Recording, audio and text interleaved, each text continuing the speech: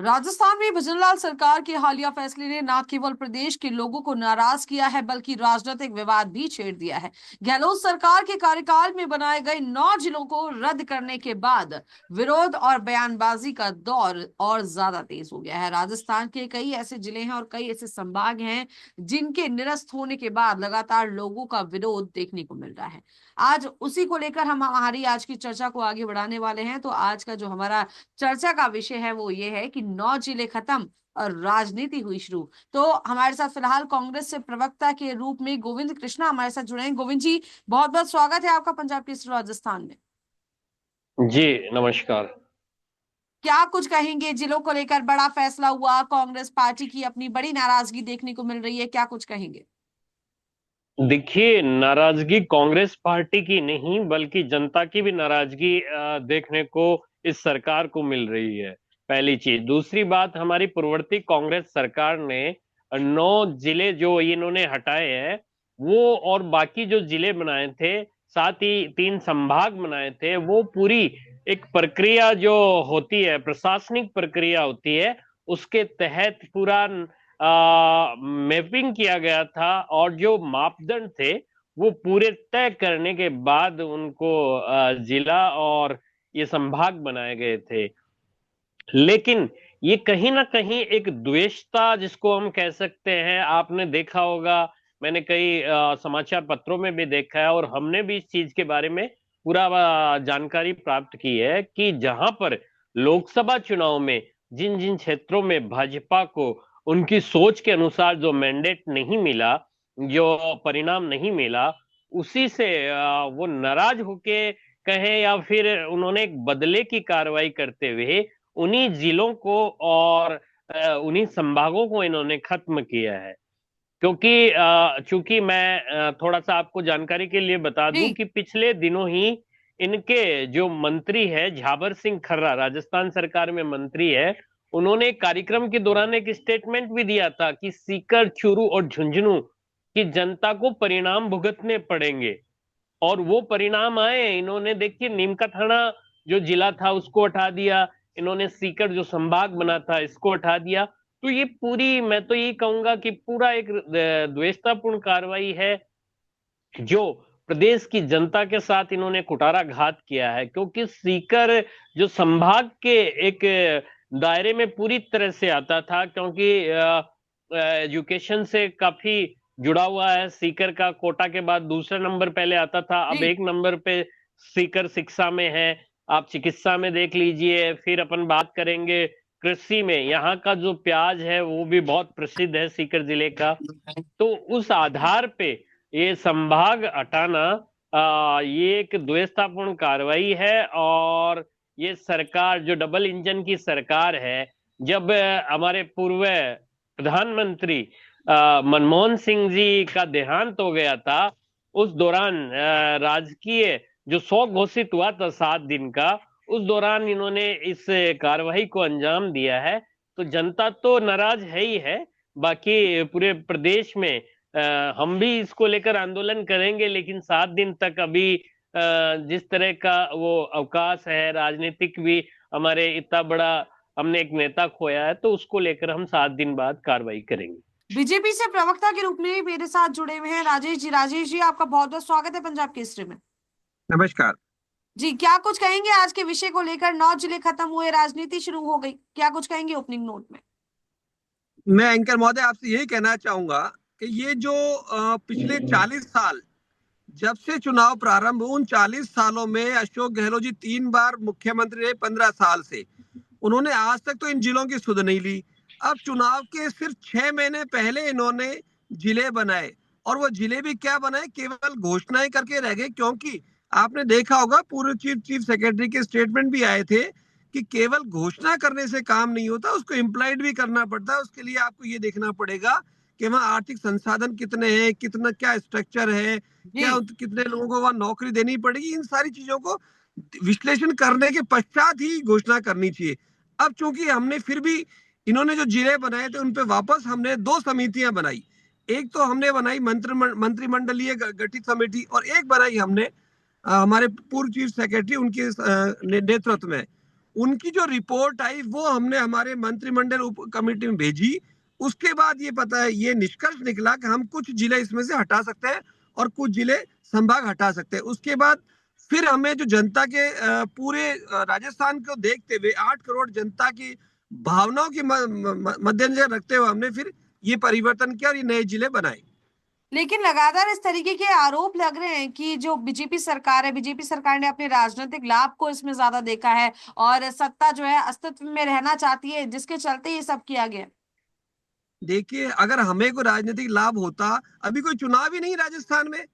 अगर हमें कुछ करना, जैसा केवल राजनीतिक लाभ लेने के लिए कांग्रेस ने किया था, जैसे हमारे आपने देखा होगा कल प्रेस कॉन्फ्रेंस हुई थी, हमारे पूर्व अध्यक्ष और पूर्व कैबिनेट मंत्री श्री अरुण चतुर्वेदी जी ने भी कहा था कि केवल और केवल ये राजनीति की फसल को काटना चाह रहे थे, जनता को गुमराह करना चाह रहे थे, इसलिए इतने सारी घोषणाएं की। अगर धरातल पे देखा जाए तो उनका कोई अस्तित्व नहीं था। हमने तो बिना कोई चुनाव, हमारे यहाँ राजस्थान में भी कोई चुनाव भी नहीं है, ना नगर निगम के चुनाव है, ना कोई तहसील के हैं, ना कोई विधानसभा के हैं। परंतु हमें लगा कि जनता की हितकारी जो चीज है वो हमें करनी चाहिए और वो हमने की। जी गोविंद कृष्णा जी कुछ कहना चाह रहे हैं। जी कृष्णा जी बताइए। जी देखिए, अलीजा जी, मैं आपको बता देना चाहता हूं कि अभी मेरे साथी जो सत्ता पक्ष के प्रवक्ता है वो कांग्रेस पे आरोप लगा रहे थे।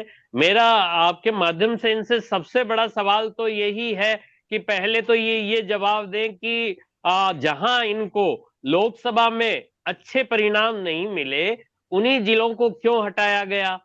तो ये तो द्वेषतापूर्ण कार्रवाई है। ये कह रहे हैं हमने इसमें कोई तरह का इन्होंने मापदंड नहीं लगाया, कोई तरह का इन्होंने जांच नहीं करवाई। और मैं आपको बता देना चाहता हूं कि प्रदेश की जनता, ये कह रहे हैं ना चुनाव नहीं है, लेकिन कोई बात नहीं है, अभी समय है। प्रदेश की जनता इनको जवाब देगी। इन्होंने द्वेषतापूर्ण कार्रवाई की है, बदले की भावना से कार्रवाई की है। जहां जहां इनके कैंडिडेटों को वोट नहीं मिले, जहां इनको अच्छे परिणाम नहीं मिले, उन्हीं जिलों को इन्होंने हटाया है। कैसे इन्होंने और जिलों को छोड़ दिया जहां इनका पक्ष का माहौल था, वहां क्यों छोड़ दिया इन्होंने। तो ये द्वेषतापूर्ण कार्रवाई हुई है।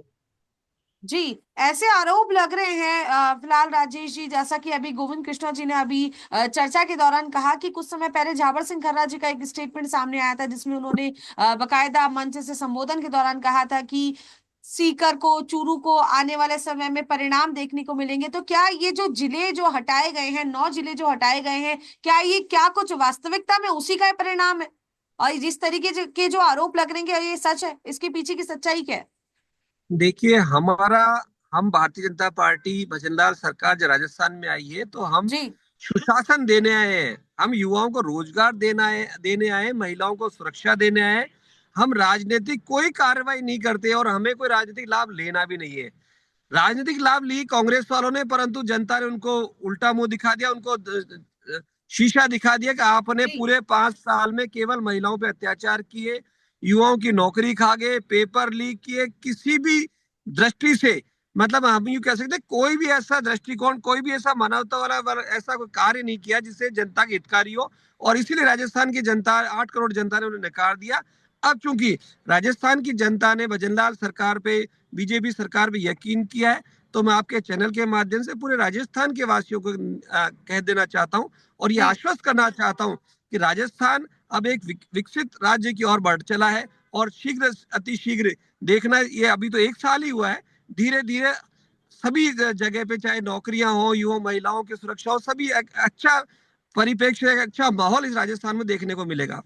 जी सवाल मेरा गोविंद जी आपसे ये है कि देखिए लगातार जिलों को लेकर जो है, जो जिले निरस्त किए गए हैं उनको लेकर विरोध तो हो रहा है, लेकिन क्या आपको नहीं लगता जैसा कि जैसे ही जिले निरस्त किए गए, तो जैसे ही जिन भी उसको शामिल किया जाएगा, तो उसके बाद विकास कार्यों में तेजी आएगी, जो योजनाएं हैं, जो फंड हैं, वो ज्यादा मिल पाएंगे, विकास ज्यादा हो पाएगा, तेजी से विकास हो पाएगा। तो फिर कांग्रेस लगातार इस बात का विरोध क्यों कर रही है?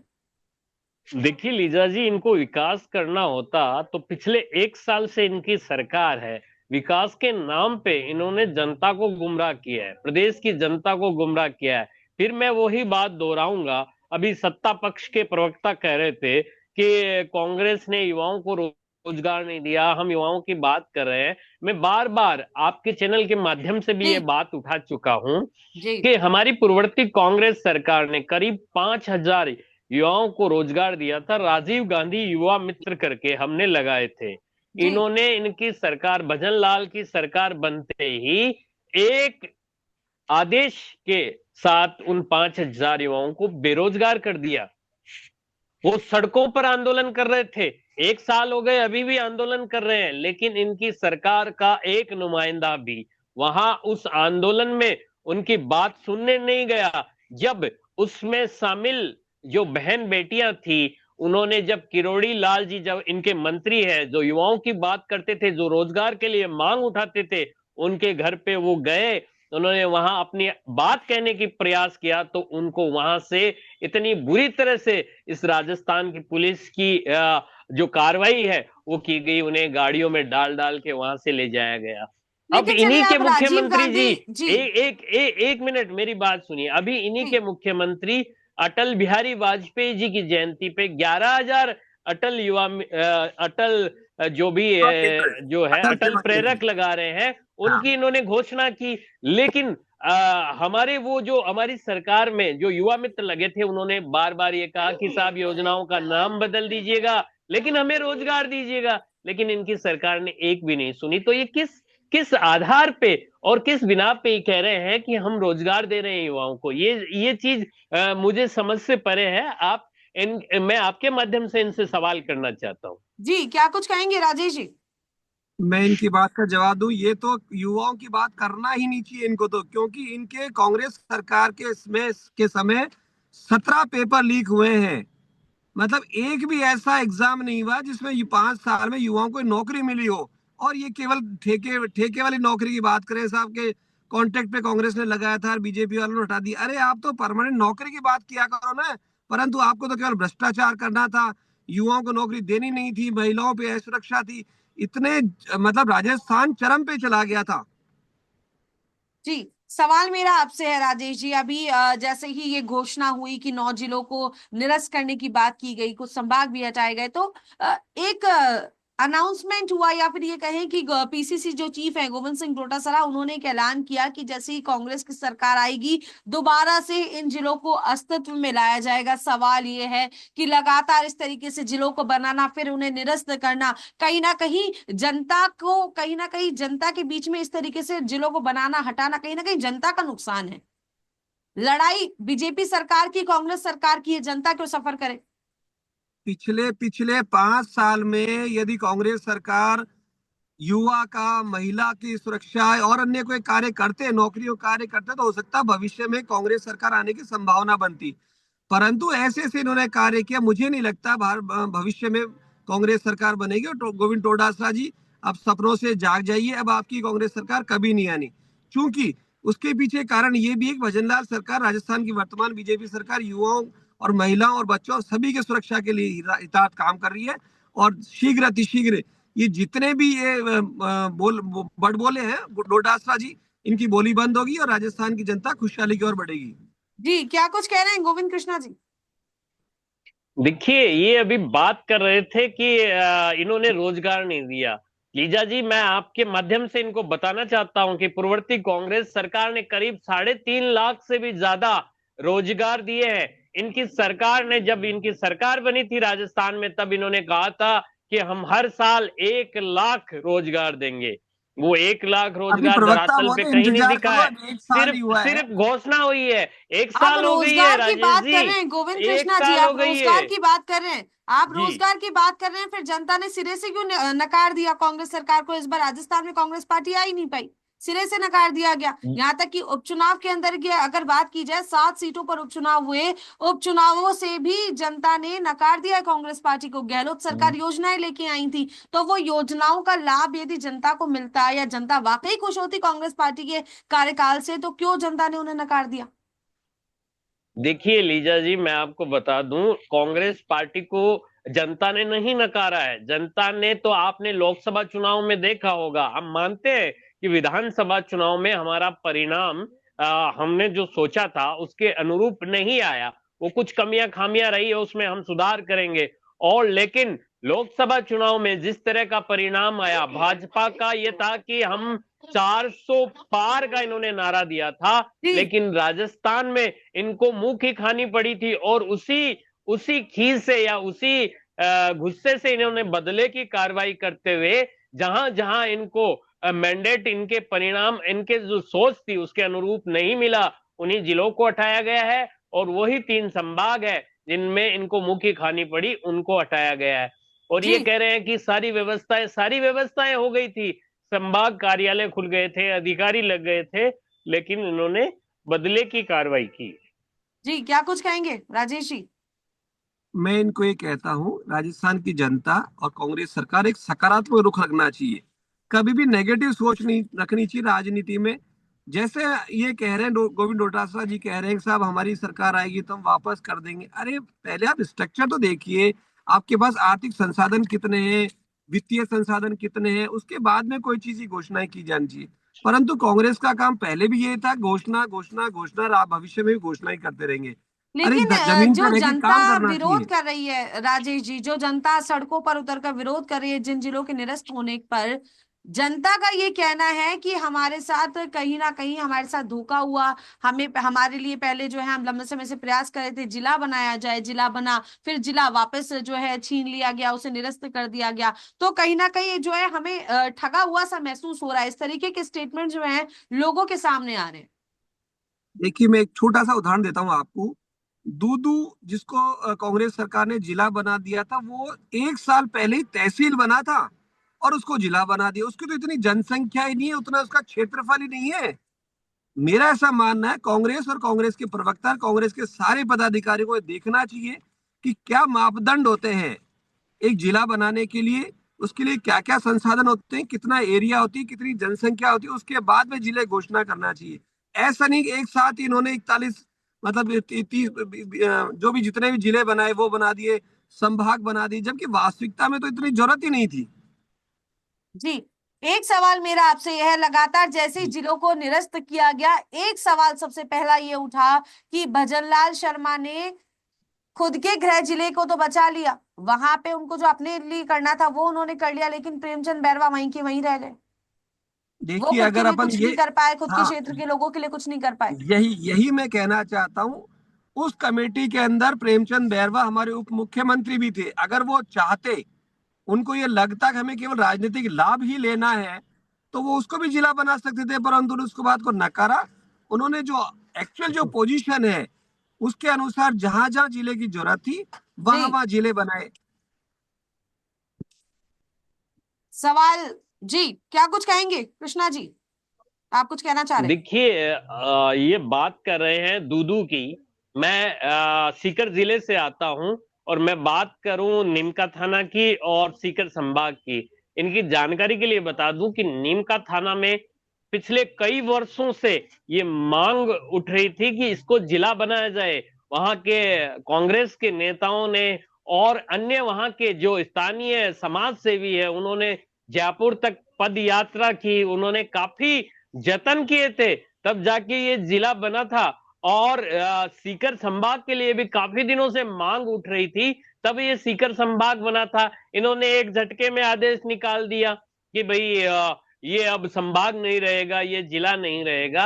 आपको पता नहीं है, शायद सीकर, जब भी कोई काम होता है नीमका थाना से किसी को सीकर आना है तो इतना महंगा पड़ता है कि जयपुर उससे सस्ता पड़ता है।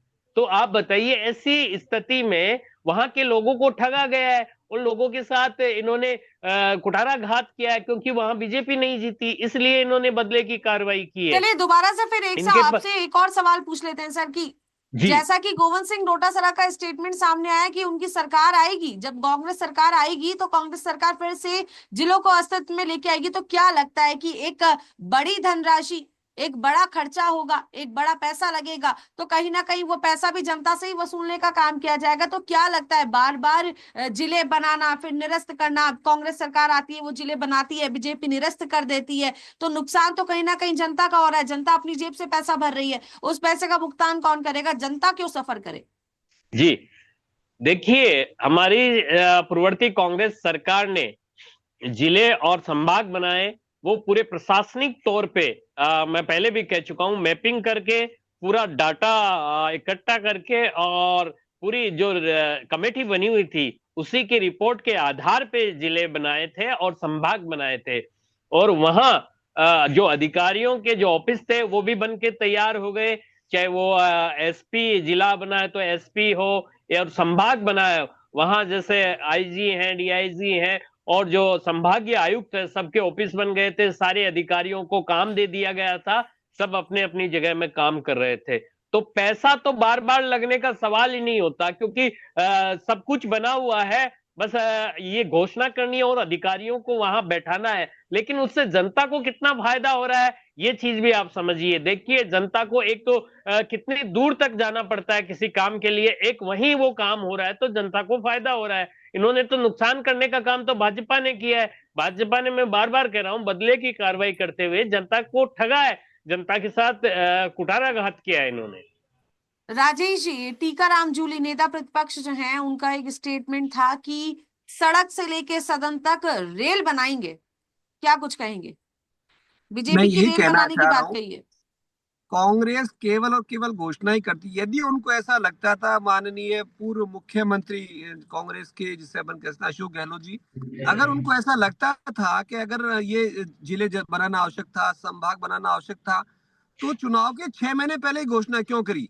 15 साल तक सीएम रहे ना वो, ये चीजें तो पहले भी हो सकती थी। परंतु केवल और केवल चुनावी घोषणाएं राजनीतिक लाभ प्राप्त अरे करने के राजेश लिए जी, घोषणाएं पहले भी की। जिले हो सकते थे, लेकिन हम ये आपने बार नहीं बार बनाए कह रहे हैं, कमेटी कमेटी बनी थी और कमेटी की रिपोर्ट आई थी, और जिस आधार पे जो प्रशासनिक तो 15 मैपिंग साल तक होती है, कमेटी जो की रिपोर्ट कहाँ अटकी प्रशासनिक, रही थी? मेरी बात सुनिए आप, जो प्रशासनिक चलिए, जिस तरह से बताओ। जो अधिकारियों ने हमें जानकारी दी है, उसी हिसाब से जिले और संभाग बने हैं। हमने हमारी मर्जी से नहीं बनाए, जहां मांग उठ रही थी, हमें लग रहा था जहां जनता को फायदा है। आपने जनता का फायदा नहीं देखा, आपने सिर्फ और सिर्फ द्वेषतापूर्ण कार्रवाई की और है। आपने और केवल घोषणा ही करी है, आपके आपने मंत्री कुछ जाबर नहीं सिंह किया। अगर खर्रा आपको का लगता ना स्टेटमेंट कि साहब समाचार हमें चले पत्र जनता में के क्लोजिंग छपा हित नोट में है, के काम साथ जी। करना है, आपके सीधे सरकार समाचार बनते ही करते पत्र ना आप। में छपा है। 1 साल के अंदर ही बना देते। चलिए, ये आपने समय का चुनाव थोड़ा छह अभाव महीने है पहले क्यों गोविंद जी, किया? और साथ ही साथ राजेश जी, समय का थोड़ा अभाव है। क्लोजिंग नोट के साथ अपनी बात रखिएगा। मौका मैं आपको दूंगी राजेश जी। सवाल मेरा आपसे, क्लोजिंग नोट के साथ अपनी बात रखें। कांग्रेस ने बड़े आंदोलन की चेतावनी दी है, तो वहीं जनता का जो आक्रोश है देखने को मिल रहा है। ट्रेन रोकने की जो है चेतावनी दी गई है बकायदा, और साथ ही साथ कई जगह टायर्स भी जलाए गए हैं। जनता का अपना आक्रोश देखने को मिल रहा है। बीजेपी सरकार कैसे डील करेगी, किस तरीके से जनता को मना पाएगी, क्या कुछ कहेंगे? क्लोजिंग नोट के साथ अपनी बात रखिएगा। राजस्थान की बीजेपी सरकार ने जो अनावश्यक जिले थे उनको निरस्त किया, और इस प्रकार राजस्थान की जनता के 3,000 करोड़ रुपए बचा लिए हैं, जो जनता के हितार्थ सेवार्थ काम किए जाएंगे। क्योंकि कांग्रेस ने अनावश्यक जिले बनाए थे, अनावश्यक संभाग बनाए, वो हमने निरस्त कर दिया और हमने कमेटी के अनुसार निरस्त किए हैं। इन्होंने केवल घोषणा ही की थी, हमने उसको इम्प्लाइड किया है। जी, क्या कुछ कहेंगे गोविंद कृष्णा जी? क्लोजिंग नोट के साथ अपनी बात रखिएगा।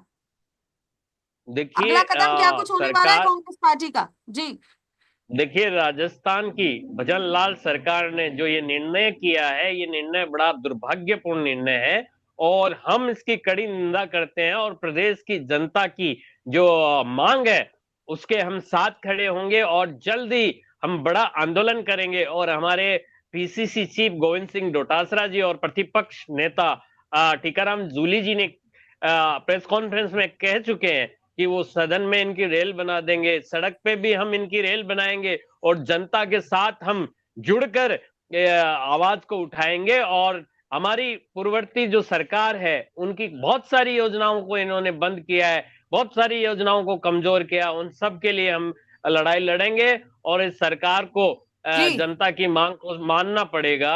और ये जो बार बार कह रहे हैं ना कि कोई चुनाव नहीं है, जनता इनको जल्द ही जवाब देगी, और अब की बार इनकी 50 सीट भी नहीं आएगी। जी, चलिए, बहुत बहुत शुक्रिया। बीजेपी से प्रवक्ता के रूप में राजेश जी हमारे साथ जुड़े थे, साथ ही साथ कांग्रेस धन्यवाद। पार्टी से प्रवक्ता के रूप में गोविंद कृष्णा जी हमारे साथ जुड़े थे। आप दोनों का बहुत बहुत शुक्रिया पंजाब केसरी राजस्थान के साथ इस चर्चा में जुड़ने के लिए। तो फिलहाल देखिए, राजस्थान में लगातार जो जिलों को लेकर बड़ा फैसला आया, भजनलाल कैबिनेट के अंदर जो एक बड़ा फैसला लिया गया, 9 जिलों को निरस्त कर दिया गया, संभाग कुछ हटाए गए हैं, तो लगातार जो विरोध देखने को मिल रहा है उसका अभी क्या कुछ परिणाम होगा ये तो वक्त ही बता पाएगा, क्योंकि लगातार जनता भी अपना विरोध इसके प्रति जाहिर कर रही है। आगे क्या कुछ होगा वो तो वक्त ही तय कर पाएगा। तो फिलहाल के लिए इतना ही। देखते रहिए पंजाब केसरी राजस्थान, मेरे एनालिजा के साथ। नमस्कार।